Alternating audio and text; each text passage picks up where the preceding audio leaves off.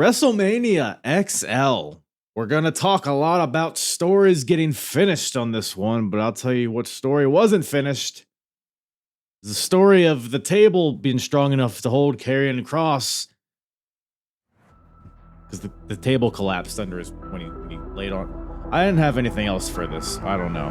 We're just going to talk about WrestleMania and my Raw reactions. I don't know.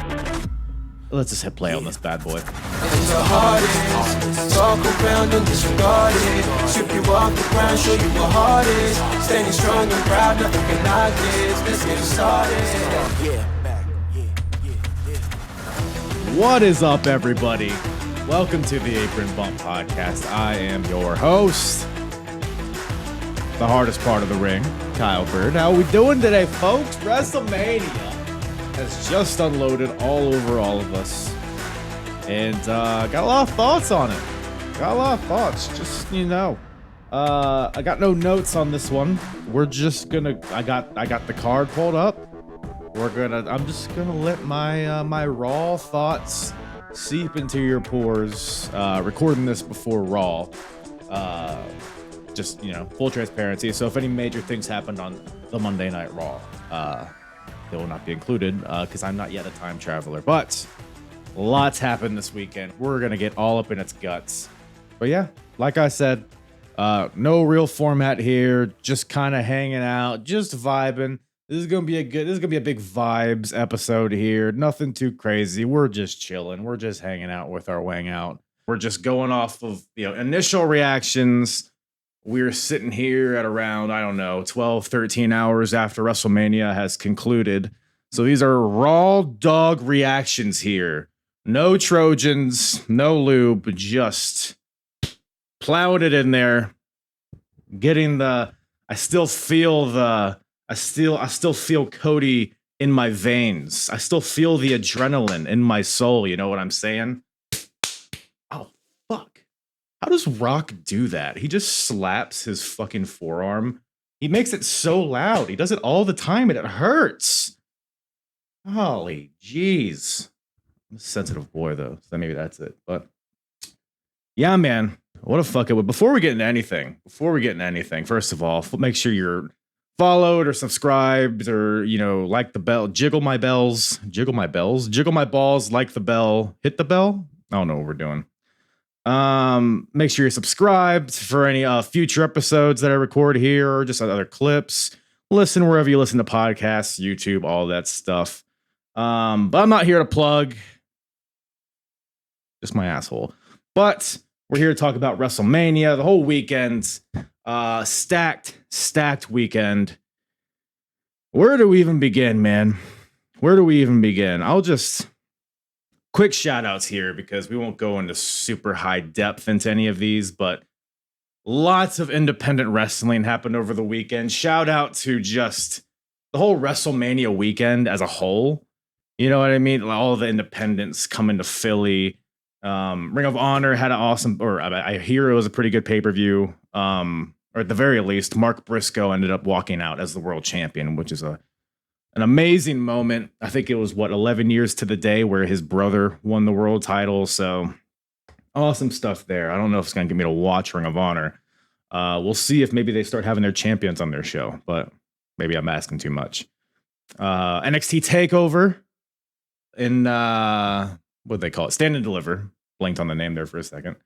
I did check that out, and that was a very good show. Particularly, I would say if there's one match you need to go back and watch, it is the triple threat match for the North American Championship. Obafemi, Dijak, and Josh Briggs had a killer match. So fucking fun, dude. NXT's their takeovers, their PLEs have been really hitting lately. And definitely worth a watch. It's worth, if you've been out of NXT for a while, it's worth jumping back in, giving it a try. There's still a lot of cringe. There's a lot of not good stuff there, but it's developmental. It's there to serve a purpose. And I think so far it's been serving it pretty well since their whole rebrand from 2.0. So shout out to TakeOver. Trick Williams, Carmella Hayes had a really good main event. Almost kind of I didn't expect Trick to just win. You know what I mean? It felt a little I don't want to say it was underwhelming because it was a good match. Maybe slightly underwhelming, but it was a good match. Great build up.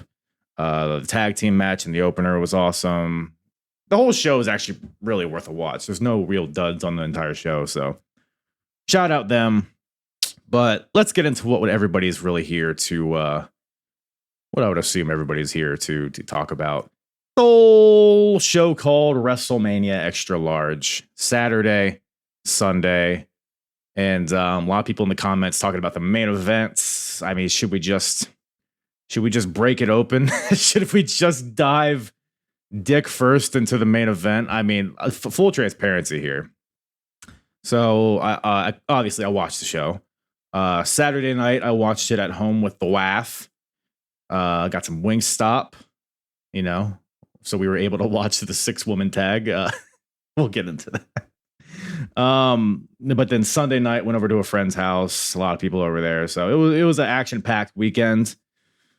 But yeah, I mean, and then so I watched it obviously Saturday and Sunday, and then this morning I went back and watched some moments just to kind of like be immersed in it, by myself, watching it, like hearing some of the stuff that I maybe missed, watching it live, whether it was people screaming next to me or me being in a coma from eating 20 chicken tenders from Wingstop, whatever the case is, right?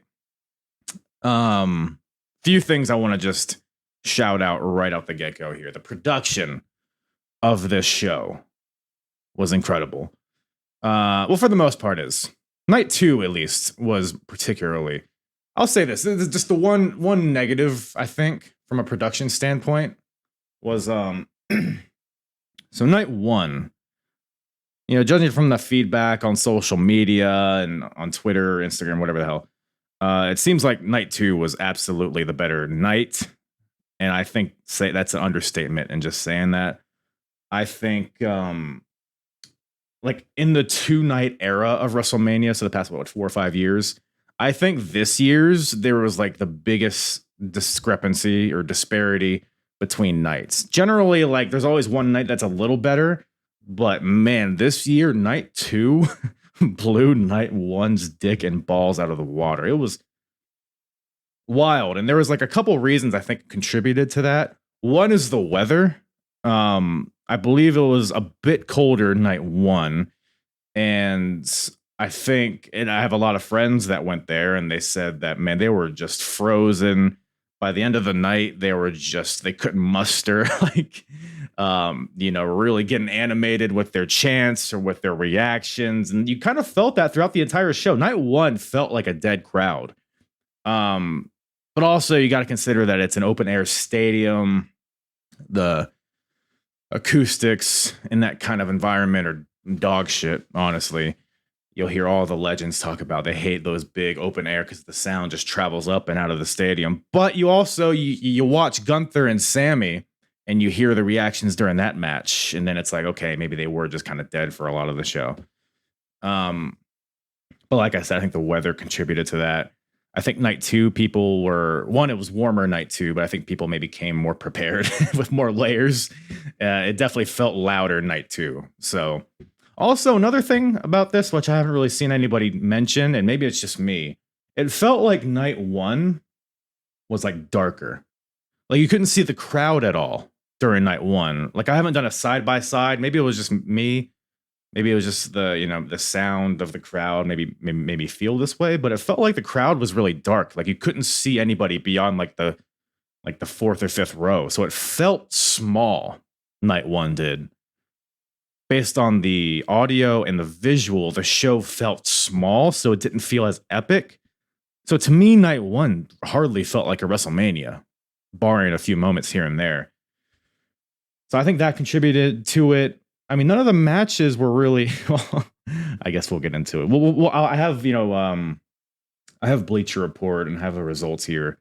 We'll kind of walk through these nights chronologically. That's probably the best way to do it. But overall, if you want my overall thoughts on this weekend, an incredible WrestleMania. I think night 2 is among one of the best nights of WrestleMania ever. I don't know if it's better as a whole. I think last year was better. Maybe that's just my bias because I was there live. but it seems like a lot of people online agree. I think from top to bottom, 39 was a bit better. I would say it was a good bit better than 40, but I don't know. I will say though, with WrestleMania being in Philly, I talked about this on a previous live. It's Philly WrestleMania. It's the closest WrestleMania has been to me here in Virginia, like ever. I don't know if it's ever been closer. So I did because I mean I went last year. I debated on going this year as well. I was like, I don't know if I can justify 2 years in a row. And with WrestleMania, it's like unless you're shelling out hundreds and thousands of dollars to get like front row seats, it's like you're watching ants. Like I had decent seats for 39, but it's still like you got to strain to really see, and you often spend more time looking at the screen than anything. So it's one of those things I'm glad I did for the experience and the atmosphere, but ultimately there's something about just watching the broadcast and the commentary and the camera work along with everything. Like it's just for me, it's a better experience watching from home than it is from a stadium. So, but I say that because I did get a bit of FOMO. A lot of people enjoying all the festivities. It was more so the FOMO was for me was like the Hall of Fame and the WWE World and all the different like independent stuff going on in Philly. Like I said, the atmosphere for WrestleMania weekend's always incredible. So, that being said, I'm glad I didn't have to endure the what was it? It's like 48 degrees with like a 15-degree wind chill or something like that. Like I couldn't imagine. But I don't know, man. Should we get into it though? Let's just walk through this. I'm not going to get super in depth. Like I said, I don't really have any notes. We're just kind of giving our reactions. I'm going to walk through these nights and we'll talk about them. So night one started with the Women's World Championship. Rhea Ripley defeated Becky Lynch to retain.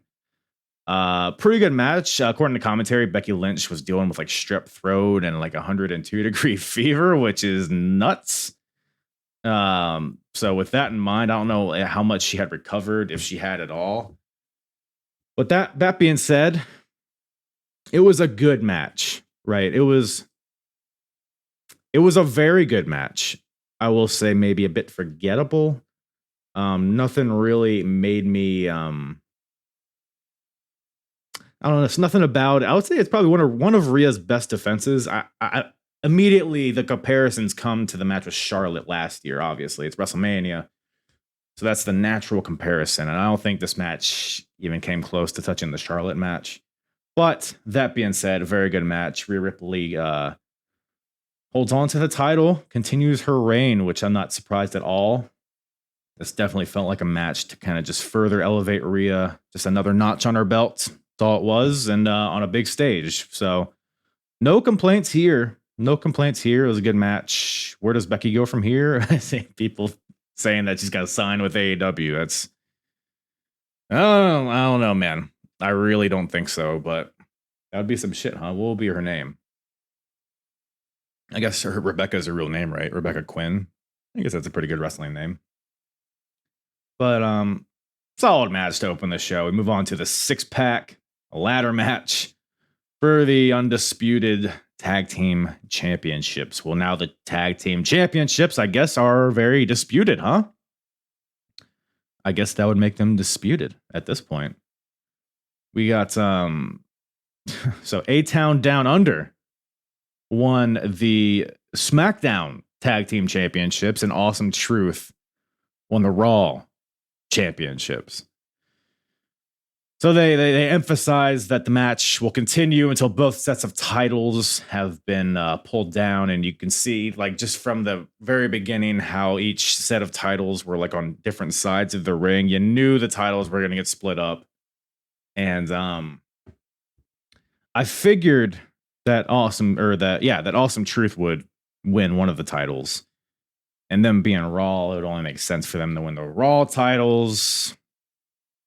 And then that leaves SmackDown. You got to think a SmackDown team's going to win it. Although I guess there is a draft coming up. So who knows? But yeah, I mean, it was I can't really think of any moments from this match that left me like, oh, well, what an incredible match. I think Grayson Waller took a power bomb through a ladder, but I think ladder matches have just been so like overexposed lately. It seems like there's a ladder match every other week, whether it's WWE or AEW, and then you got the Money in the Bank pay-per-view. You got, AEW's got ladder matches every other week. Ladder spots all over the place. Like, I don't know. Nothing about this match really left me. My cockles were not super turgid watching this match, I guess I could say. But I don't know. Awesome Truth. They've been building to this with Truth being bullied by the Judgment Day for months and months. Getting back with his boy Miz to reform Awesome Truth. It was a fun moment. I'll say that. That's all it was. Really, I mean, from this match, them grabbing the Raw titles, it was cool. It was a cool moment. Sometimes it's all you need. But we got the titles split up now, and they've been slowly building the tag division in the past couple months with, all the teams in this match, plus teams like that weren't even in this match, like the Creed brothers or Pretty Deadly or, the LWO, Legado del Fantasma. Like, they got a lot of teams here, and I've always been against, not always, at least the past couple years, I've been against them splitting up the titles just based on the fact that I didn't think there was enough of a division to sustain two brands. But they've clearly been making active, they've been actively trying to build divisions on each brand. So it'll be interesting. See, it'll give teams like, the Street Profits and AOP something to strive for. And I'm optimistic about it. It's a new era, everybody. The Renaissance era. What do we think about that name, by the way? The Renaissance era. I think it's a bit doofy, but whatever. As long as the content in the era is good, that's all that matters. That's all that matters, I suppose. But Rey and Andrade defeat Dominic Mysterio and Santos Escobar. This match is pretty good, actually. I really enjoyed this match. Bummed that Dragon Lee wasn't a part of it, but I'm not going to be sad that Andrade subbed for him, because I like me some delicious Andrade Cien Almas. Yeah, I mean, the Dom and Ray thing seemed like it was hot shotted. I don't know. I would have preferred to see like Ray and the LWO versus Santos and his faction. Like, I don't know. It seemed like this could have been more of a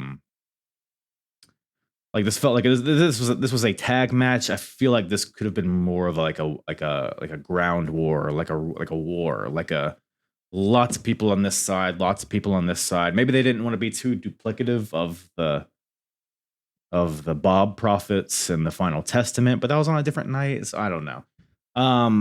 But it was a good match regardless, so no complaints here. Ray and Andrade get the win. What's up, Matt? What's up, buddy? Yeah, how did this match even end? Like I said, I have no notes. It was all a blur. I think I was like 15 chicken tenders in at this point. I was in a bit of a comatose state. Did anybody who I feel like somebody interfered in this match, didn't it? Am I wrong? I guess it was just the LWO and it was like weird because like Angel, Humberto, Cruz del Toro, Joaquin Wilde, they all came out in their ring gear, but none of them were in the match. You got Angel in his stupid little tights. But they obviously got physical at some point. Joaquin had that awesome, he's been doing it on NXT, but where they like slingshot him like 50 feet into the aisleway. And so that was some cool stuff. So it ended up becoming a brawl, like a war type of thing. So ultimately I was happy with it. Can I say something? Zelina Vega. Look, I like Zelina Vega, right? She's a beautiful woman. She's a great talent. She's a great talker. These outfits that Zelina's wearing, like, can we stop? Like, what are we doing? you look silly. You look like a goober. She's just too much going on. The cosplay stuff. It's like she's wearing like the ears and the headphones. Like enough, fucking enough. My wife was next to me watching this, and she was like, "What the fuck is she wearing?" But I don't know. But we move on to brother versus brother. Only the third brother versus brother match, allegedly. In WrestleMania history, we got Jey Uso defeating Jimmy Uso. This is a very, it's a very controversial match. What are my thoughts? What are my thoughts in this match? I enjoyed it. Was it a good match? Look, who am I to say, right? I think it's all subjective. I don't think good matches or bad matches exist. I think it's all subjective. I think it's all in the eye of the beholder. This match it felt like it was intentionally absurd, this match. We kind of knew exactly. It was perfect for Jimmy and Jay. What do you guys expect? They're gonna do like a bunch of chain wrestling. They're gonna break out a new repertoire of moves. No, they're gonna super kick each other until one guy doesn't get up. That's all this match had to be. That's what this match was, and I think it was pretty good for what it was. There's gonna be a lot of melodrama. There's gonna be a lot of dialogue within the match. This is all the bloodline. Like this is what it is, right? And I think that. While it wasn't like a match of the night or anything, I thought like for where it was in the card and where it sat within the overall bloodline storyline, especially with how they followed it up on night 2, I thought this was good. I had fun with it. It was silly. Like I said, it was absurd. Like when they're just trading super kicks, like, you know, like the yeet, no yeet. You know how traditionally it's like, yay, boo, like that whole like back and forth, but they're doing with super kicks. That's what the Usos are. It wraps it up in a nice little bow. And ultimately they get their moment. They get to say that they had a match with each other at WrestleMania. It was cool. It was cool. So I liked it. A lot of people didn't like it. Some people are saying it's like the worst match, and like enough. Enough. It wasn't that bad. All right. At the very least, it was kind of whatever, you know. But I enjoyed it. I enjoyed it for what it was. But after that, we get Jade Cargill, Bianca Belair, and Naomi defeating Damage Control, Dakota Kai, Asuka, and Kairi Sane. Not a lot to this match, but that's kind of what it, you know. Like I just recently watched WrestleMania 8, where they had I think it was an 8-man tag or a 10-man tag, whatever it was. It was like Jim Duggan and Repo Man, and it was like you just throw a lot of characters in there. You don't do too much with it. You give the baby faces all of their spotlight. The crowd's eating it up. It was a very digestible match, is what I'll say. Like this is clearly a spotlight for Jade Cargill, who's making her first like proper match debut, and then obviously the pairing with Bianca and Naomi. It's a great moment seeing those three out there. Like we've clearly entered a new era here, so it was a very special moment, and Jade got her time to shine, as well as Bianca and Naomi. Damage Control do what they do, the dastardly heels that they are, and you know, just the gang mentality, but it couldn't overcome the incredible athleticism and strength on the other side. So that's what this match was, and everybody looked great. It wasn't too long. I liked it. Yeah, exactly. The entrances were great, and that's kind of what this match kind of hinged on, honestly. So no complaints there. But man, we move on to the main event, or not the main event. The match of the night is what I meant to say. It might as well have been the main event. The Intercontinental Championship. Sami Zayn defeats Gunther to become the new Intercontinental Champion. What do we think about that, gang? What do we think about that? I have mixed feelings on this, right? Because look, Sami Zayn's incredible. He's incredible. He's one of the best of all time. No one is going to complain. At least I'm not going to say no one's going to complain, because there's always somebody that's going to complain. I'm not going to complain about Sami Zayn going in there and being the one to dethrone Gunther. I think it was what 666 days, which is fucking metal as shit. I do. There is a part of me that wishes this was Chad Gable still going. I thought this match. Here's what I thought this match was going to be. I thought Gunther was going to brutalize Sami Zayn and leave him in a pile of his own blood and Canadian bacon. I thought that's what this match was going to be, and they were kind of almost there, right? That's kind of what it was becoming. I think Gunther hit him with like 2 or 3 power bombs and like a couple splashes from the top rope and was choking him out and chopping him and kicking him, brutalizing the poor boy. But then, Sammy, he does his Rocky deal. He's the way he's smacking the mat. He's like making himself have a seizure to get up. Like he's just the fire in Sami Zayn, man. That's why he's one of the best. He has the best fire out there, I think. Hulks up, haluva kick, brain buster, breaking out the top rope brain buster from the El Generico days, which I'm sure he's done it in WWE. I can't really remember. I think he's done it to Kevin Owens in one of their matches, and I can none really pop out to me other than that. But yeah. So that shows like what it takes to take down the ring general. And then follows it up with a haluva kick to the back of the head. And that's what takes down Gunther. I mean, match of the night by a country mile. Like nothing even comes close. Maybe the main event comes a little close just based on the ridiculousness of it. But from a pure wrestling standpoint, probably the match of the weekend. Incredible moment for Sammy. They've been people have been saying that he was just hot shotted into this match, but he wasn't. On Raw for months, they've been doing, the not the vignettes, but just like the backstage interviews with Sammy and Jackie Redmond. Sammy's basically losing faith in himself. He thinks the crowd's losing faith in him. He doesn't know where he belongs. He doesn't know where his place is. And it's been a gradual building of Sammy for basically since late last year, early this year. Finds his way into the Intercontinental title match and beats Gunther. Almost been building to this almost, you could say, since last year, coming short against Roman.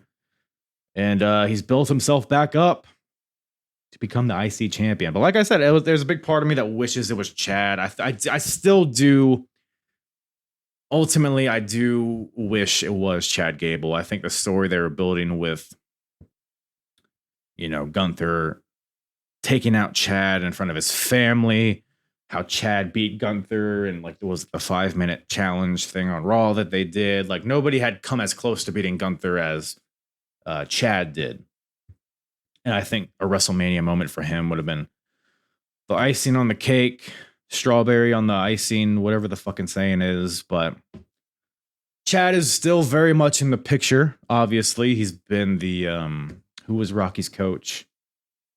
Fuck, people are gonna get mad at me for forgetting. He's been Sammy's coach during this whole thing. He's been very present on screen. And I think Chad, was it on this show or maybe like the Raw leading up to it? He was like, "You owe me that favor," which you got to figure that it's going to be Sammy defending against Chad at some point. Maybe Backlash, maybe just on Raw. Who knows? So that is seemingly upcoming on the horizon. Chad Gable versus Sami Zayn, which, gosh darn, pal. I mean, we got a little taste of it in the Gauntlet match, and so we know what they're capable of. So giving them a proper spotlight on maybe a pay-per-view, proper one-on-one match. I mean, it's gonna be Barners. It's gonna be a barn burner. I didn't know whether to say barn burner or banger, so I just said them both at the same time. It's gonna be Barners, everybody. But so yeah, but Sammy Gunther, I mean, I would say it almost saved night one because it's it was, I've been here saying that I've enjoyed the matches, but there was just a bit of seasoning that it didn't have the WrestleMania kind of feel to it leading up to it. And I mentioned earlier how like the lighting, the audio, all of this stuff, the crowd being cold, a lot of things contributed to that. But regardless, we work our way to the main event of night one. The Rock and Roman Reigns defeat Cody Rhodes and Seth freaking Rollins to establish bloodline rules for night two. The Rock, Dwayne Johnson, and Roman Reigns. How delicious did these fellows look out there? Good googly moogly. Chiseled out of granite. Roman was starting to get a bit dad bod. He wasn't dad bod, but you could see him like regressing a little bit. But then, he said, no. Let me right quick get in the best shape of my life real quick. So he looked amazing. So did The Rock, obviously. He always does. I'm really just creaming over these guys, aren't I? Cody Rhodes and Seth Rollins are out there. Seth and his stupid hat on his shoulder or whatever the hell that was. And Cody, obviously, doing his Cody thing. This tag team main event night one. I mean, another match that's kind of polarizing, I would say. Perhaps. Would that be the word for it? It was an Attitude Era main event. It was crowd brawling. It was brawling in the aisleway. It was weapons. It was... Were there run-ins? I guess there weren't really any run-ins from what I remember. Like I said, a lot of this was a blur, but obviously you have like The Rock, because this match was not bloodline rules, but The Rock, he's like pointing at the ref. He says, you count me out, you're fired, motherfucker. Like, god damn, Rock. Enough. What is there to say about this match? I predicted that Rock and Roman were going to win. It just made sense, to further build the adversity for Cody going into night two. But The Rock looked good, man, for the most part. Maybe a little shaky at the beginning, but I think as the match progressed, you saw that old Rock come out. The bumping and the selling from Rock was on top form in this match. And ultimately, The Rock pins Cody Rhodes with the rock bottom and the people's elbow, all while talking that shit to Mama Rhodes. Man, oh man. It was it was a very polarizing match. A lot of weapons, a lot of kendo sticks and belts and chairs and referee tomfoolery. It was what it was, man. It did feel like a main event. This is the one match where it's like it started to feel like WrestleMania a little bit, but it definitely felt like the preview to night two almost. That like overall, I feel like night one just felt like the night two pre-show almost. You know what I'm saying? And historically, night ones have always been better. I think so, right? For the most part. But night one was a little lackluster, but there was some good stuff within there. But let's scurry on to night two, shall we? World Heavyweight Champion Drew McIntyre. Well, he was the World Heavyweight Champion. The World Heavyweight title match. Drew McIntyre defeats Seth freaking Rollins to win the championship. Finally wins the world title in front of fans. This is an awesome match. It was very much a shootout. It was a lot of finisher attempts, finisher counters, even the Claymore right out the gate. Like it was just, they were throwing bombs at each other. But I really enjoyed this match. It really hit a good gear throughout the entire thing. There weren't any slow moments. Drew fucking dominating Seth in the beginning, going over to, I don't know if it's his wife or his girlfriend or what it is, but and then tweeting bored at work LOL as he's within the match was just incredible. But that's not really the story. here, is it? Drew defeats Seth with like 5 claymores, whatever it was, pins him in the middle of the ring. And Seth, you know, he's been defending this title for about a year now, right? About that. And he's had the back injuries, he's had the knee injuries, and it all has just this was the straw that broke the camel's back, I guess. So Drew wins and then goes over to old CM Phil on commentary, talking shit, puts his claymore right in Punk's face, tells him to suck this sword. Punk trips him up, beats him, hits him with his arm, whatever you call it, the brace. And then the old Judgment Day music hits. Fucking Damian Priest comes out. Cashes in Money in the Bank. He fucking did it, man. The bisexual Undertaker hits South of Heaven and becomes the new World Heavyweight Champion. Whew. Man. First of all, I got to shout out Gigi Dolan. First of all, I don't know if this is, I've never seen this before. I don't know if she made this up or if whatever. She called Damian Priest the Cunter Taker, which is just phenomenal. That's all he's going to be for the rest of his tenure to me, because that's what he is. He served cunt in this match. That's for damn sure. Nobody can take that away from him. And yeah, what do we think about that, man? Damian Priest, world champion. I'm all about it. I don't foresee him having a long run with it. But I mean, it poses a lot of questions. Because, you know, Drew wins the title and everybody's like, okay, he wins in front of fans for the first time in his career. Drew has been red hot, arguably one of the hottest acts, at least one of the hottest heels going at this point in time in WWE. So it's like, okay, this makes sense. We got a new, because, you know, spoiler alert, no more Roman as champion. So now we got a new heel, a new final boss at the top of the mountain. Drew McIntyre doing the best work of his career. And then Damian Priest comes out and takes it away from him 5 minutes later.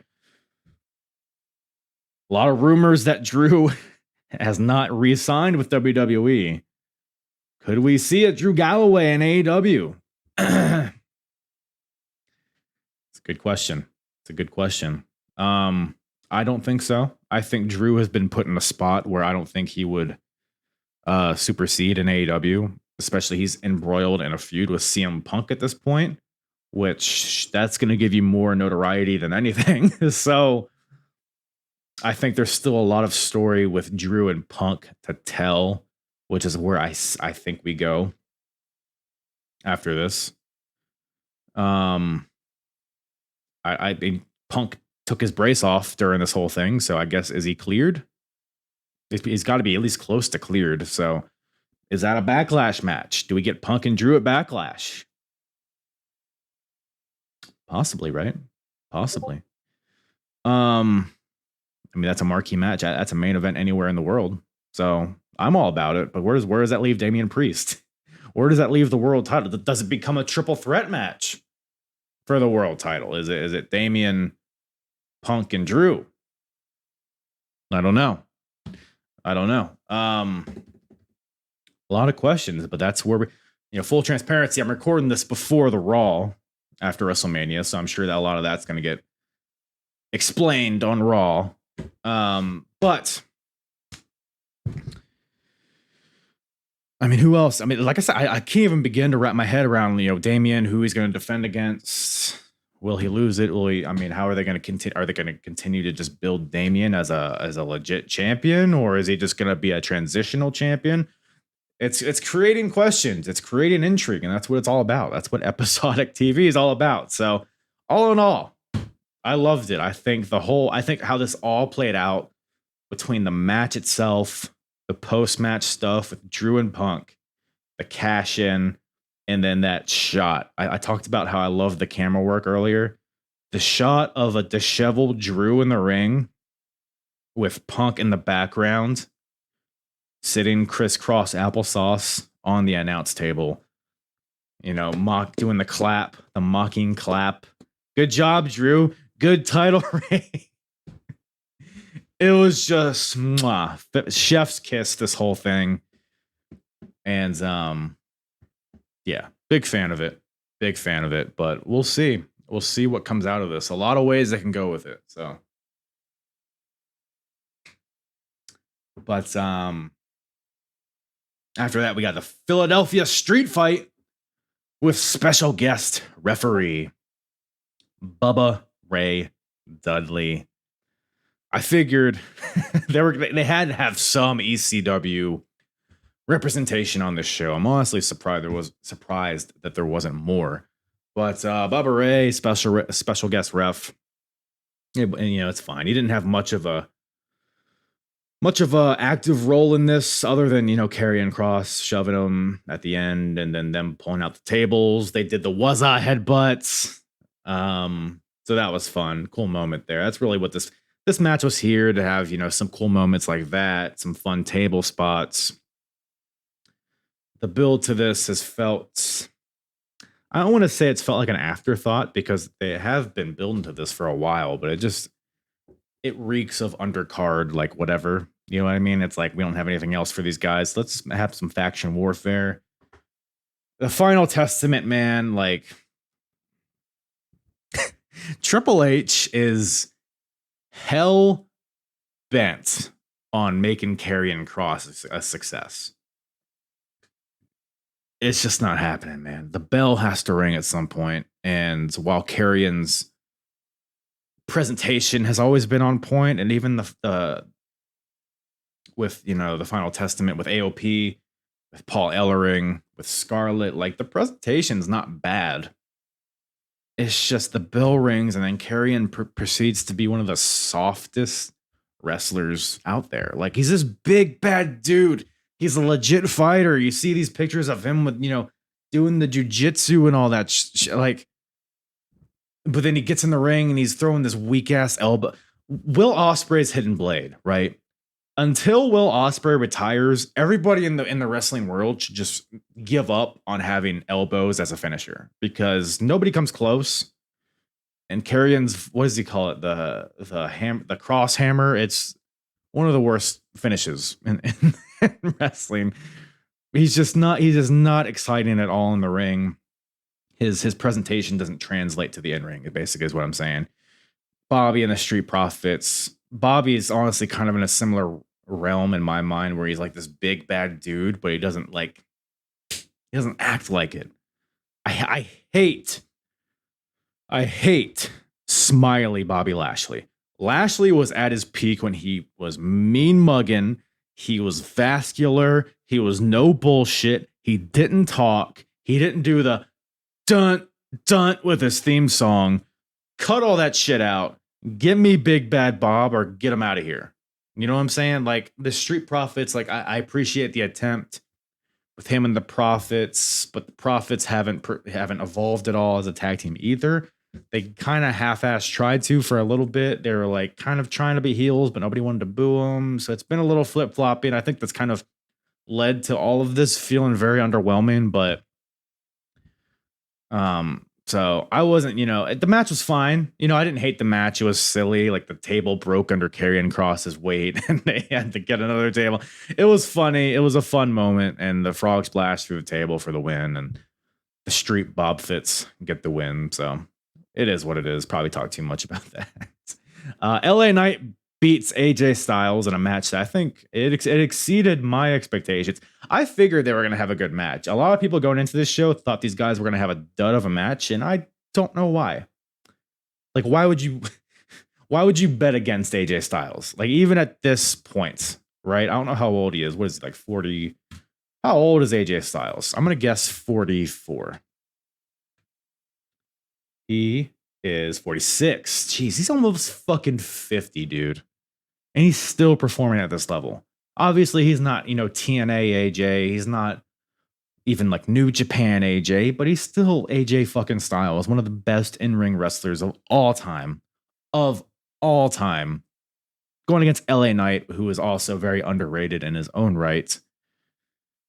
It was a good match. It was very physical. It was very like the outside stuff, pulling the mat up, backdrop on the concrete floor or whatever that was.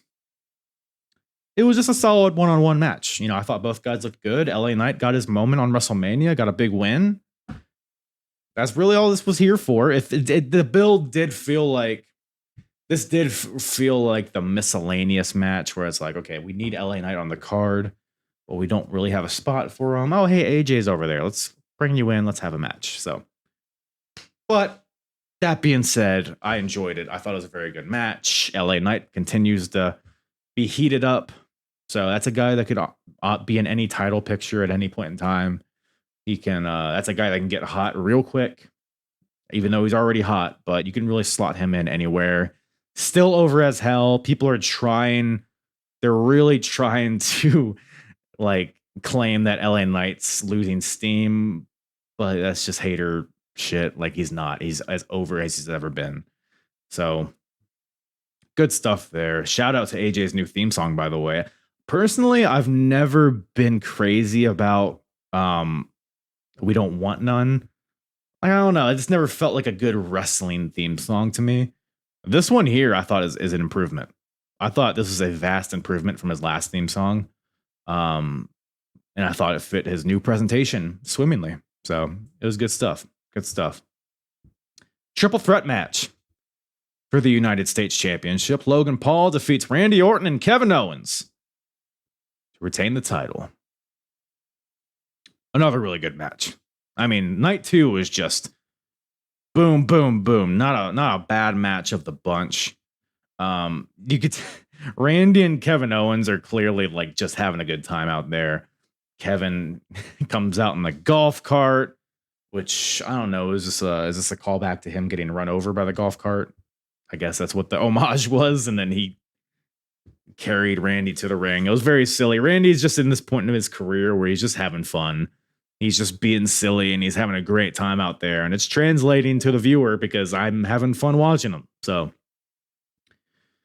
and Logan Paul continues to just be annoyingly good at what he does. Just an incredible heel. Picks the bones in this match swimmingly.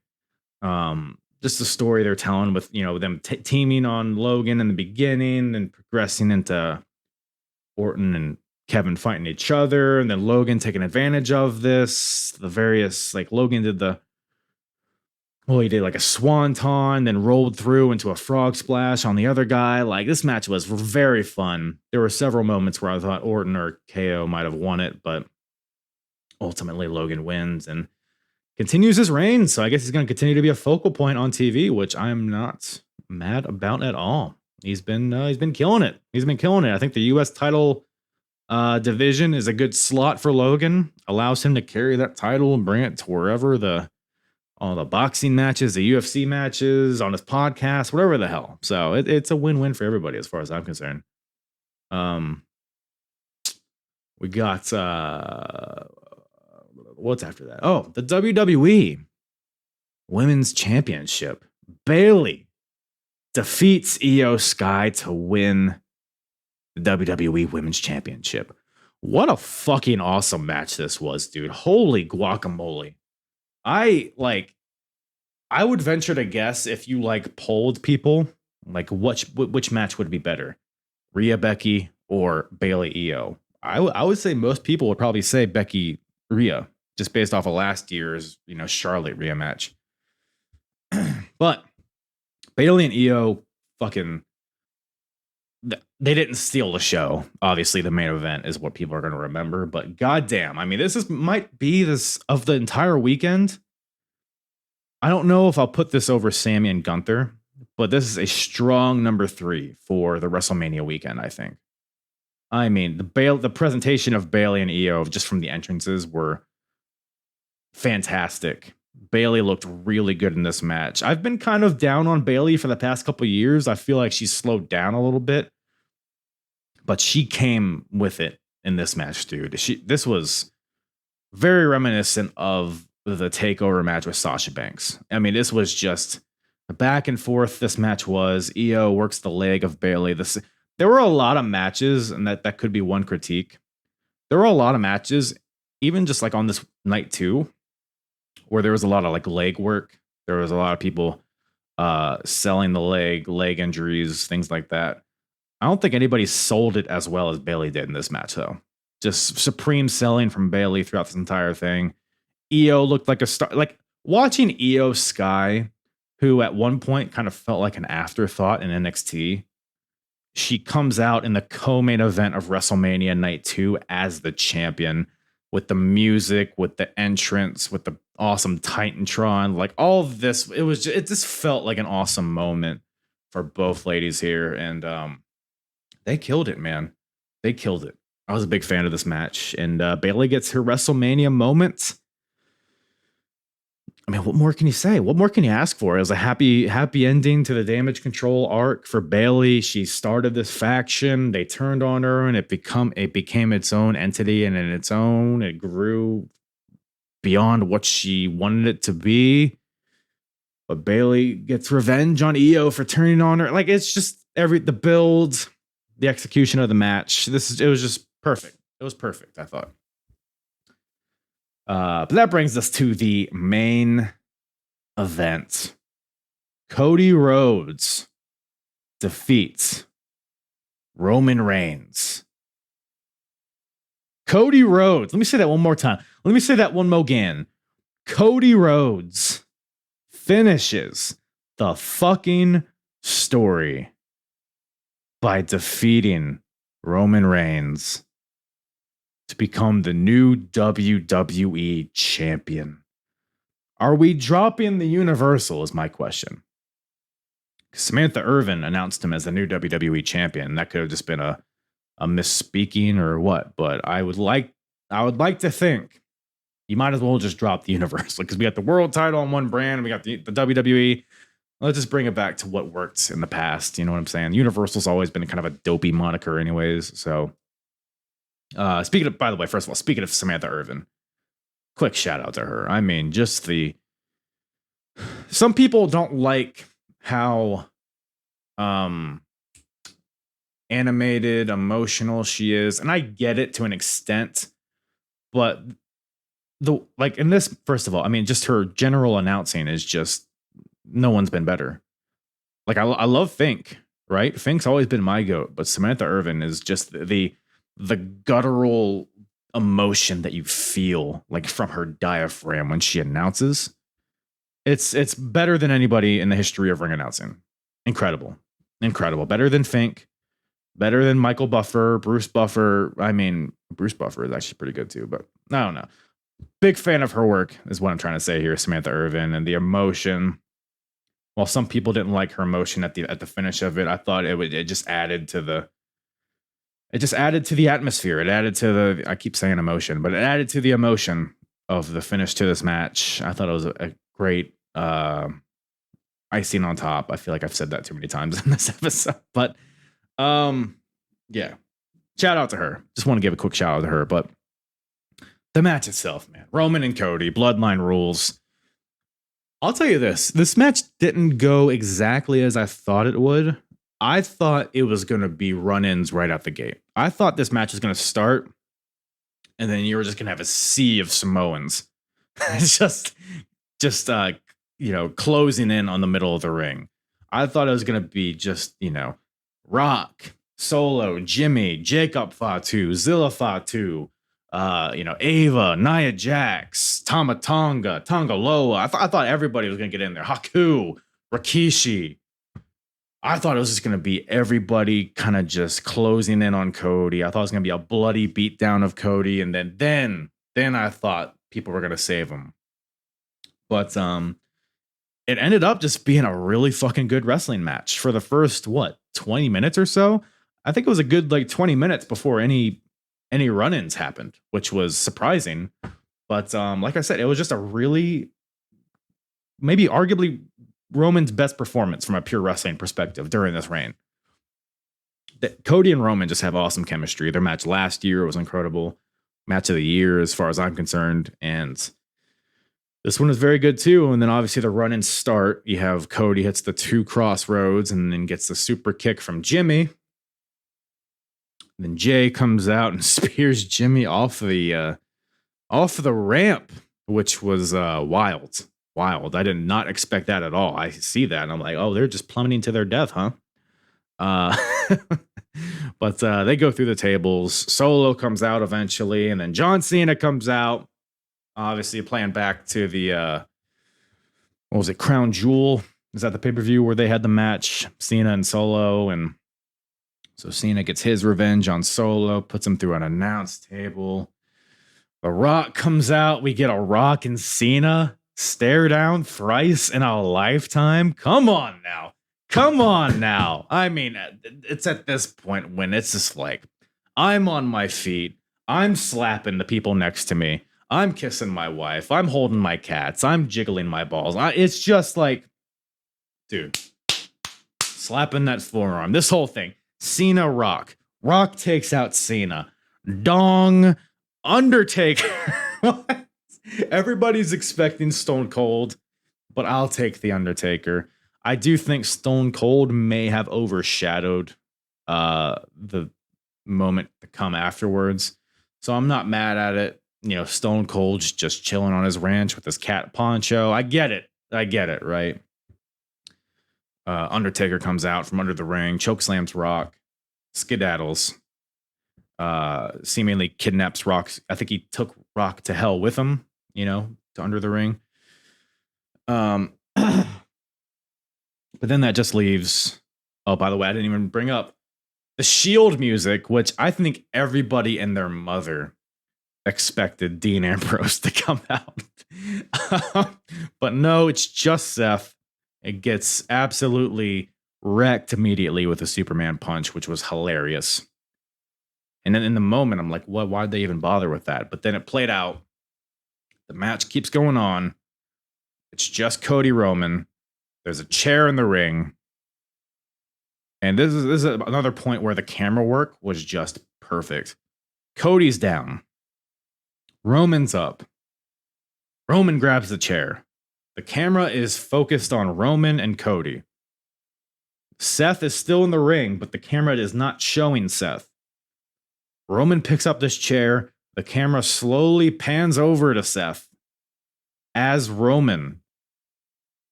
is looking at him. The camera pans like almost like as Roman is looking at him, like in the same like tempo. Roman follows it up. He's still not over the Shield. He's still not over the breakup. He takes this opportunity. Seth won by DQ at Royal Rumble a few years ago. Seth turned on him to exit the Shield. Roman is still not gotten over this. Takes this moment to not hit Cody, but to hit Seth instead. And this is what leads to his downfall. 3 crossroads. 1, 2, 3. Boom. Finishing that story, baby. Just, I mean, I said this earlier. I watched this again this morning, and there's like it was like sometimes you watch wrestling and you feel goosebumps. This is one of those moments where I literally like felt my veins pulsating. Like it was just like if you don't feel anything watching this, I think you're just actively trying not to feel anything. I think you're just you don't want it to be good, but you can't deny what it is. An incredible build.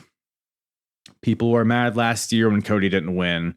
I came up here after that show. I told everybody it's gonna build to a better moment next year, and by golly, it did. They have the WrestleMania 10 style celebration with all the baby faces coming out, picking them up on their shoulders. I mean, dude, like, what more can you say about this? I mean, Cody hits the 2 crossroads. Every time he's hit 2 crossroads against Roman, there's been some sort of interference. A solo thumb, a Jimmy foot. But he hits the 2 crossroads, and then you see nobody around. It's just him and Roman. You know he's got him. Just that build up to that final crossroads, and then I mean, whew, Such great shit, man. Such great shit. Michael Cole on commentary is getting legit emotional. It's just like, this is what wrestling's all about, man. It's what wrestling's all about. A great build, a great payoff, a legit feel-good moment, and Mama Rhodes gets in there. Cody hands the title to her like he said he would. Brandy's in there. I think -1 is in there. Some more of Cody's family. And that's how that's just, there's no more shenanigans. I mean, he shakes Seth's hand, and again, more camera work where it's like Cody's in the ring, and then the camera slowly pans over to Seth, who's on the outside. They shake hands, but you know they're going to come to a head at some point because Seth sacrificed everything to help Cody take down the bloodline. So lots of stories interwebbed throughout all of this stuff, which again, it just leaves more intrigue to see what is going to happen next. So yeah, man. I mean, that's how the show closes, the pyro, and it's just a happy ending. And sometimes you don't get happy endings. WrestleMania 39 showed that, which makes these happy endings feel more meaningful when you don't know if it's going to happen. Because if every WrestleMania just ends up with the babyface winning, like it's just a foregone conclusion every year. So you need those WrestleMania 39s where you don't get that finish that you want, so that these finishes here mean something. So I loved it. Match was phenomenal. I mean, I don't know if anything's going to top that this year, but we're still, in the first third. So who's to say? But I think that about does it, man. I just wanted to come up here. I even went longer than I thought I might, but I just want to give a quick reaction to WrestleMania. Still very raw, still very fresh in my mind. Like I said, this is before Raw even's happening. I'm gonna try to have this episode up by Monday afternoon, possibly. So that's what I mean. Is it among other WrestleManias? Where does it fall? It's tough to like, how do you compare 2-night WrestleManias against 1-night WrestleManias? It's always a weird thing, but I think night 2 of WrestleMania 40, I'll put it maybe top 5, possibly. I mean, 17 still number 1. I think WrestleMania 39 night 1 is up there. Even night 2 is in the conversation. WrestleMania 38 night 1. WrestleMania 19, WrestleMania 18. Like, there's a lot of good WrestleManias out there, but this is definitely top 10, maybe top 5 is what I'll say. Is what I'll say for now. I don't want to let recency bias cloud my judgment too much, but it was just a fun. It's what wrestling is all about, is what I'll say. You got your Sammy Gunther work rate match on night 1, and then you got all the tomfoolery in the main event of night 2. And then you got some good stuff in between. So it was just collectively a great night, great weekend of wrestling. And this isn't even talking about, the NXTs, the Ring of Honors, the other indies happening in Philly. I think Stardom had a show. Like, there's a lot of great stuff in wrestling happening. But yeah, so that's where I'm at. And I think that's where I'll love you, and that's where I'll leave you. Appreciate you guys listening. If you did tune in live, I'll be posting this up, the full episode, on Spotify, Apple, wherever you listen, as well as YouTube. And yeah, that's about all I got for you guys. Love you.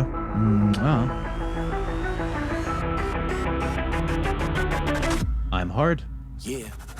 It's the hardest. Talk around and disregard it. Strip you off the ground, show you what heart is. Standing strong and proud, nothing can knock it. Let's get it started. It's the hardest. Talk around and disregard it. Strip you off the ground, show you what heart is. Standing strong and proud, nothing can knock it. Let's get it started.